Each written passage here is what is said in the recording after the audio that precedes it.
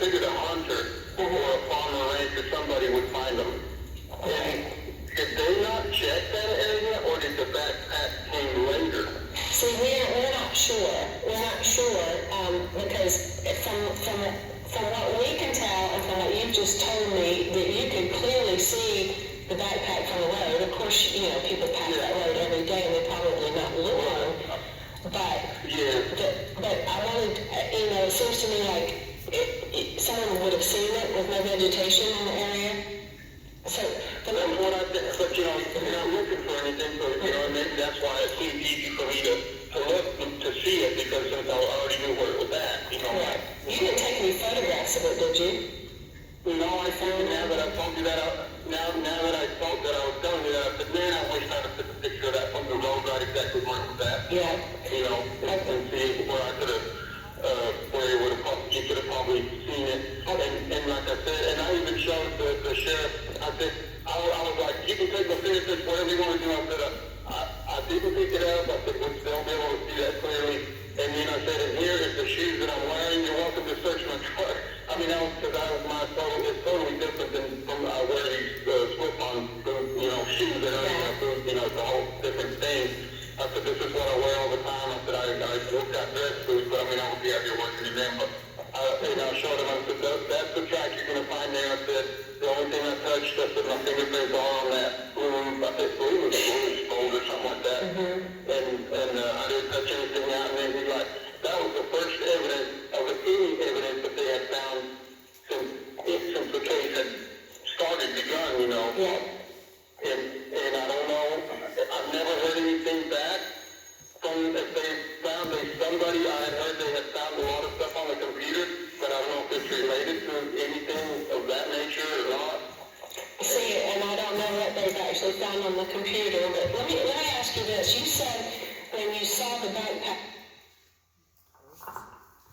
Okay, so this was another reason that we wanted to do a search out on Lake Martin Road, because it's like Little Red Robin Hood leaving little trinkets along the way to find her way. There were breadcrumbs left everywhere up and down the road. I think that,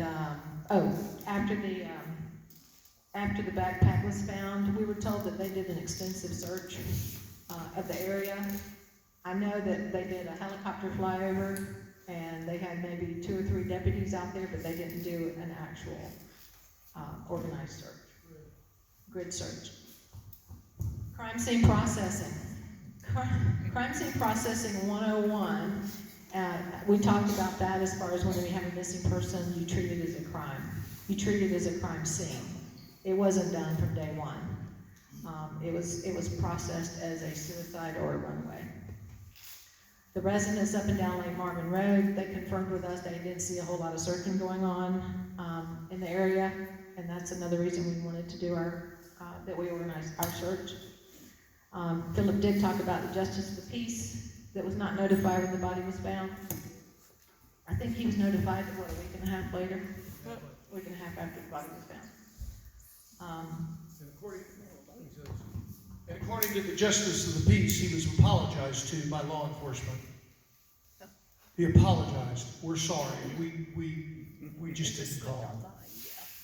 That's a violation of state law, 3rd-degree felony, tampering with a corpse without interaction from the courts. I'm telling you, folks, I've been doing this 36 years. I've never seen that, never heard of this. These guys are supposed to be at the top of the game. I'm not saying they're bad. Maybe they just forgot. Maybe they're just emotional. Maybe it was, we don't know. That's conjecture. That's theory. All we know is the law wasn't followed. The law was not followed. We already talked about number 14, the Dollar General video was thrown away. They did the T-call investigation, and that was part of that he destroyed evidence. This is a picture of Tom's car that we took on our first trip up. There's obviously there's a phone charging port in the car. The car is pretty dirty. It's got stuff everywhere. The operative part of these pictures, and the reason we showed you, is because there is so much conjecture about the phone and the phone charger and all this other stuff. He has phone chargers everywhere. Look at them. 1, 2, 3. Another one over here. He's got more chargers than I've ever seen in a phone. What's the big deal about a phone charger? He had a thing. He liked his phone to be charged 100% all the time. Not according to me. Not according to Jane, Caroline, Charlie, anybody that's here. But that's according to all of his friends that rode with him in his car.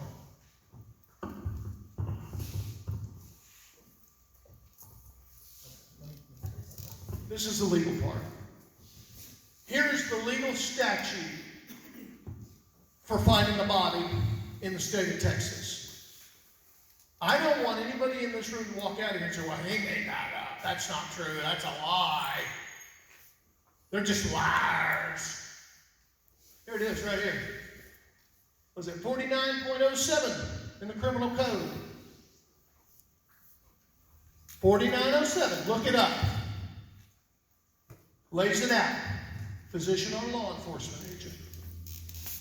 If they're found, you must call a justice of the peace. That's not for a hospital room. That's a physician. Okay? It's not for a nursing home. That's a nursing home called a physician.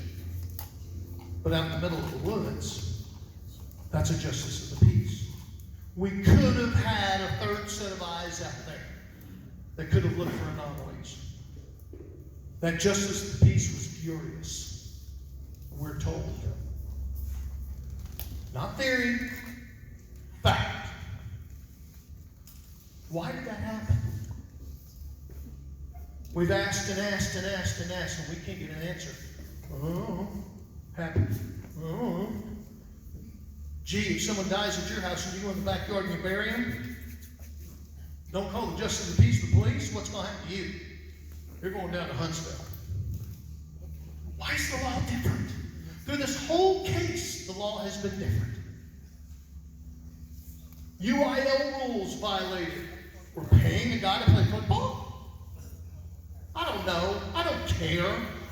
I just don't. But Chris Jones is an integral part in the Tom Brown case. Now, I know there's some people upset in this room with us, with me. Let it be me. Don't let it be these ladies. Let it be me. I'm the guy. I'll take the punches. So if I can get, Tucker, can I get you to turn up the lights? And we'll turn up the lights. You can see the white of my eyes. I will answer your questions. We'll start, if it's okay, we'll start with the media first. Is that all right with you guys? We'll start with the media. Any questions that you have to ask me, please ask. The media. Oh, come on, don't be shy. Yes, ma'am. Here's a microphone.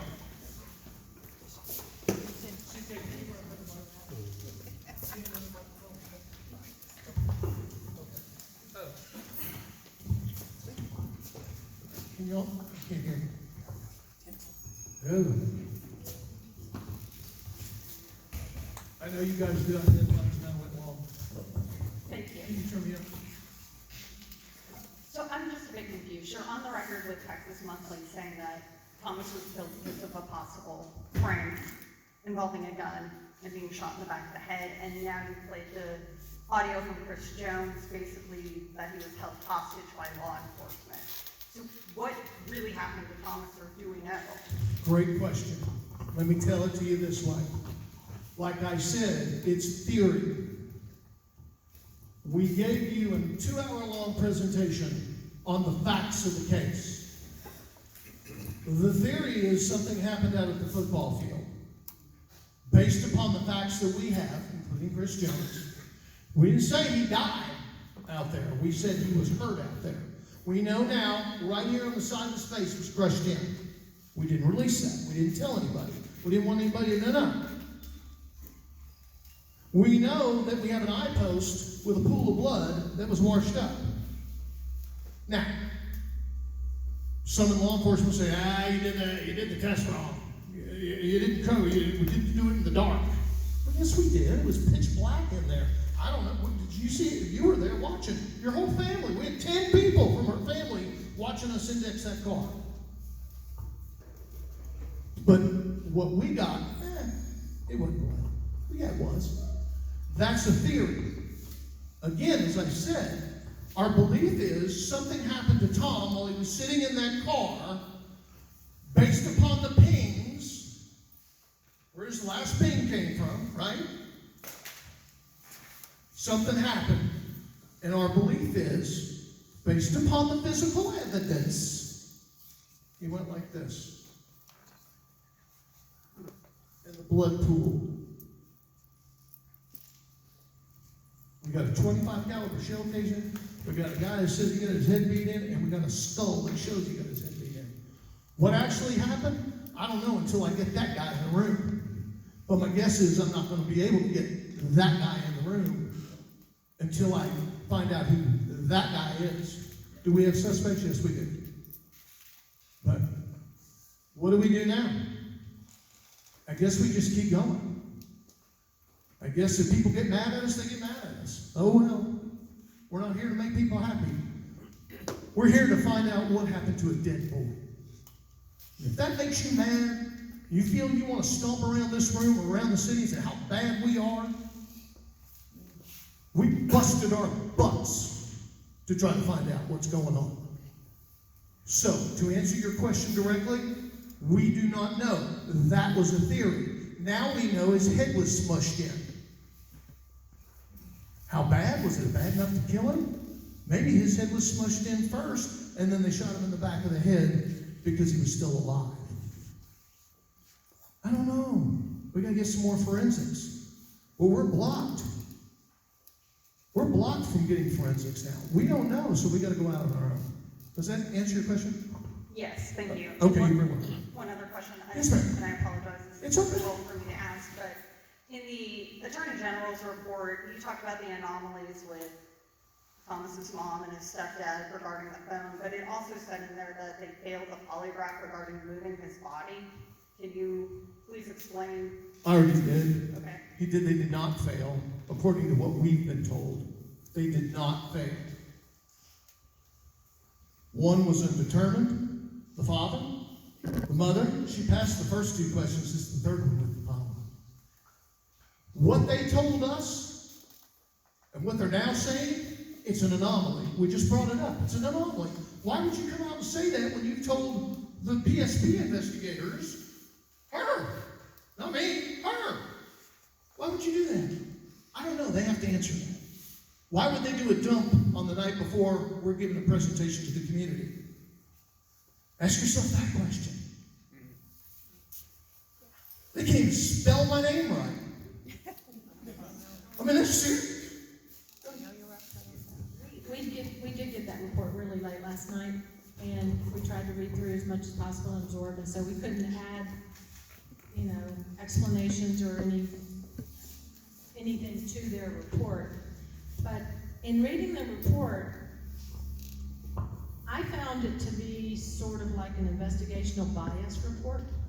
An investigational bias is when you have several suspects in a crime, but you gear your entire investigation around one suspect instead of all of them. I know they did a thorough job. They said they interviewed 77 people, and they issued a lot of search warrants. But did you see the search warrants that were in the packet? They were all based on the Meek family. Did they search Christian Webb's phone? Did they search Michael Castletine's phone? Did they issue a search warrant for Chris Jones's phone? Did they issue a search warrant for any of their social media accounts?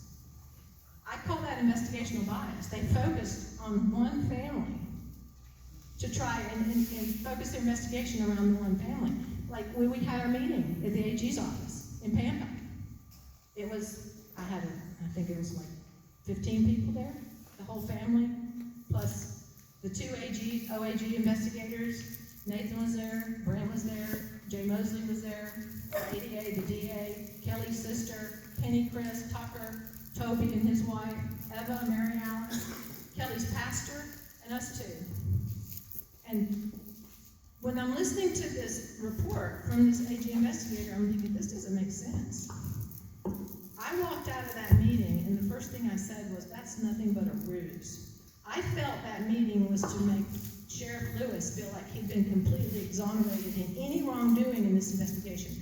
I'm not saying Sheriff Lewis had anything to do with Tom's death. or the cover-up of his death. But he walked out there gloating, and I don't know, we didn't put up, the meeting was recorded. We didn't know who recorded the meeting.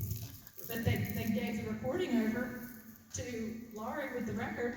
She transcribed it and put a big story out. Exonerating Sheriff Lewis, pretty much, was what I read. What I read too. So here's another anomaly from the AG's report. Only blood, this is from the AG meeting. She said the only blood in that car was on the door. Yep. The door swipe. Yep. If you look at the report that they issued last night, it said there was blood on the door, and there was also another sample of blood in the car that was never released. Why? Why was it never released? Because then they came back later in the report talking about our luminol test and said that Philip Klein failed to find that other sample of blood. So, where did that other sample of blood come from? No one's ever mentioned that to us in 5 years. The suicide hotline. So, they mentioned that Tom's phone had gone into incognito mode on his phone that night at 9:11 p.m. and searched a suicide hotline. Why didn't the FBI uncover that? They went to a secondary source, which they called Gray Key. I don't know if Gray Key's any better than the FBI's, but if it is, the FBI better be using Gray Key. Because in Gray Key, she said they were able to find that he entered into his phone into incognito mode while he's riding around with Christian and Caleb, searching suicide hotlines.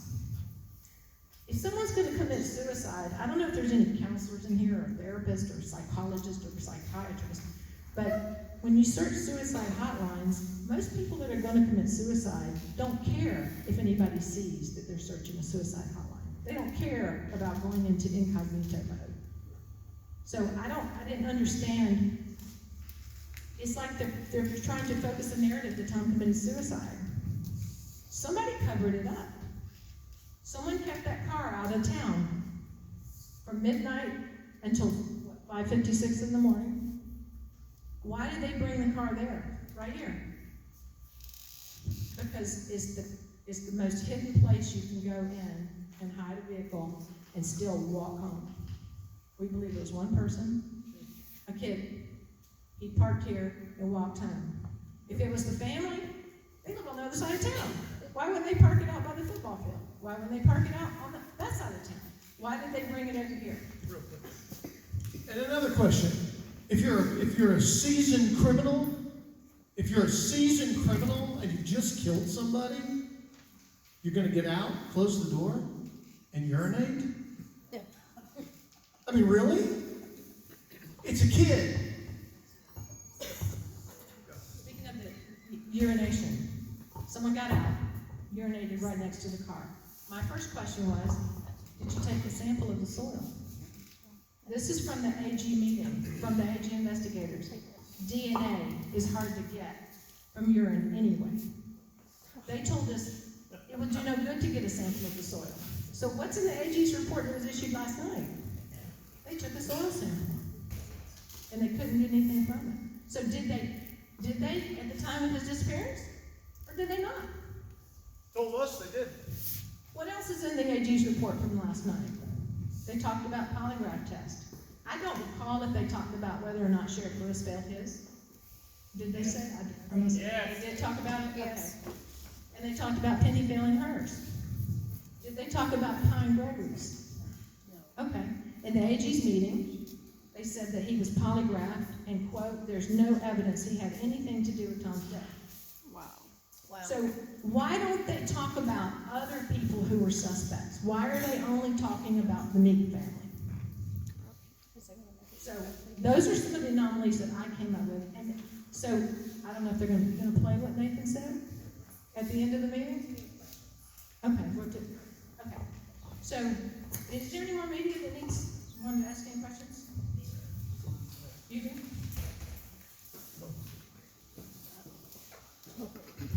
I'm Skip Hollinsworth, Texas Monthly.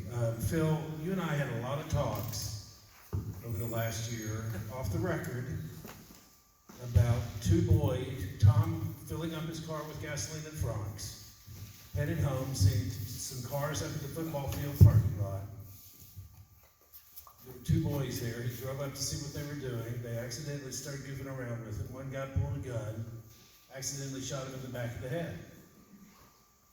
That boy, or the other boy that was still living, called their dad, who called Sheriff Lewis, according to your theory, and Sheriff Lewis then helped him hide the body.